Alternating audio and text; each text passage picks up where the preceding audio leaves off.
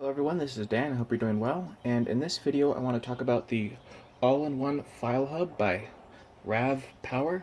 Now, this is an external battery with a router and file server built inside, and it's 802.11n Wi-Fi speed. So I've gotten transfer rates up to 4 megabytes per second. So the speeds aren't that bad. Usually you only get about 1 to 2 megabytes per second. But for video streaming and for pulling files off, it's actually a neat device. It's got 6,000 milliamps built-in battery, and it comes in this box. Here's the file hub and router itself. And yeah, it can turn into a router and have multiple devices connect to it. So in their marketing, they talk about if you're at a hotel and you only have one access point or Ethernet, you can plug in your Ethernet, connect that to the Wi-Fi, and then connect your devices to the hub. So I'm assuming it's got like an embedded system, it's Linux little computer in here on a chip. So it has the Ethernet port right here, and then it has the USB power out port here, and it puts out 1 amp, and this is also where it communicates to the hard drives. So what you would do is you would take an external hard drive and plug it in, and now since it puts out 1 amp, external hard drives take 500 milliamps, or at least the 2.5-inch ones do. So you can put a USB extender on there and connect 2 external hard drives if you wanted to. I don't know why you would.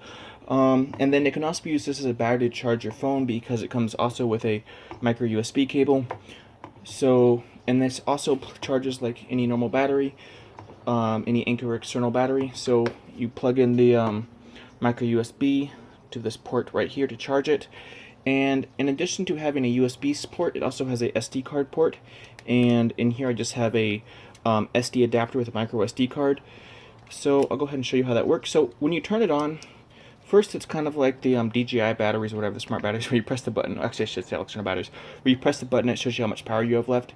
So if you want to turn it on, you press and hold it for 3 seconds, and it'll start turning on. And also weigh it real quick while it's turning on.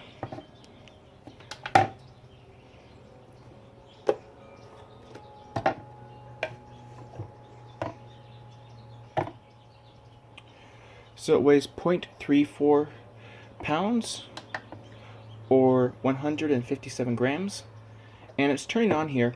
And what it will do is it'll create a network that your phone will see in Wi-Fi. Now I've set my Wi-Fi to have the RavPower as the preferred network, so my phone should automatically connect to it, and then I have Tasker set up to automatically launch the FileHub Plus app when it sees I'm connected to the FileHub Plus Wi-Fi network. So here it's a network where it's just my device communicating to the FileHub, and if you connect a device, because my micro SD card, my SD card adapter isn't very good, it's not a Samsung or a SanDisk one, it doesn't always read the SD card.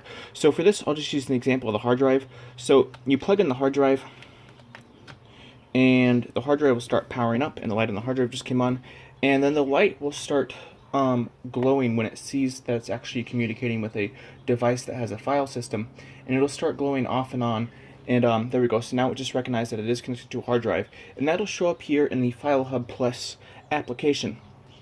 And then you can go ahead and explore your file system, copy files over, delete files, push files to the hard drive. So everything you would do on basically a file explorer. And it does have, at least it's said to have built-in SMB, which I would like to use. I haven't gotten that far setting it up yet. That way I could browse with ES File Explorer and have access to all my files that way. So you can see here that the hard drive was just connected because it shows up here in the bottom corner. And also I'll do this with the USB drive later. So if I want to access my hard drive, you just go to File/Folder, and here we have USB disk volume 1. Go ahead and press on that, and here it'll show you all your information. So here I have used 4K video downloaders to download armdevices.net, also known as Charbax's YouTube channel. So all his videos I think are 720 or 1080p, and they play just fine on the FileHub.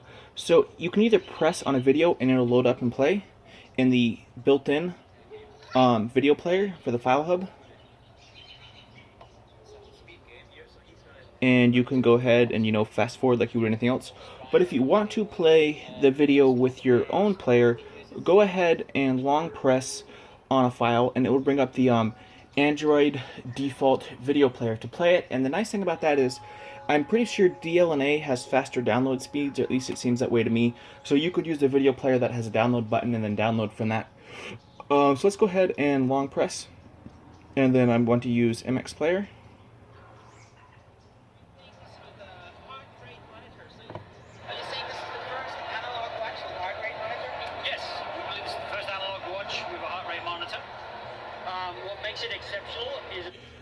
So you can see it skips and it plays just fine.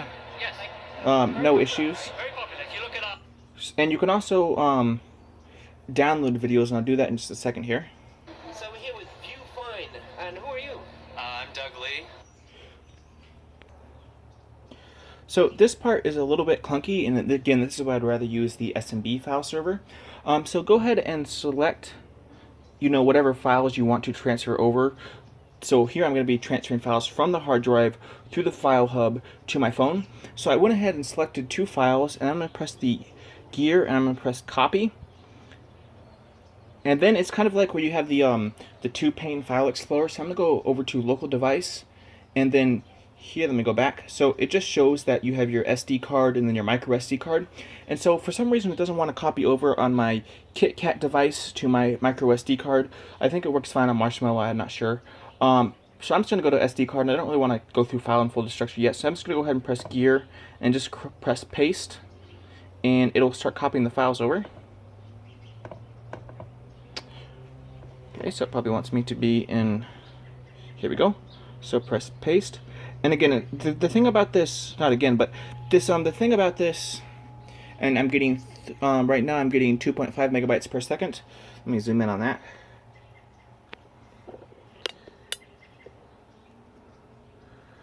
The thing about this FileHub is it's so close to being perfect. I mean, it's already awesome, but yet it's got some things like the user interface is just off a little bit. Again, if I can use ES-File Explorer, it should fix this. But I mean, this is just a really solid device, in my opinion. But it could just be so much better. Like if it had AC Wi-Fi, or if you were getting, I don't know what, say 6 megabytes of transfer speed, I mean, it would just be awesome.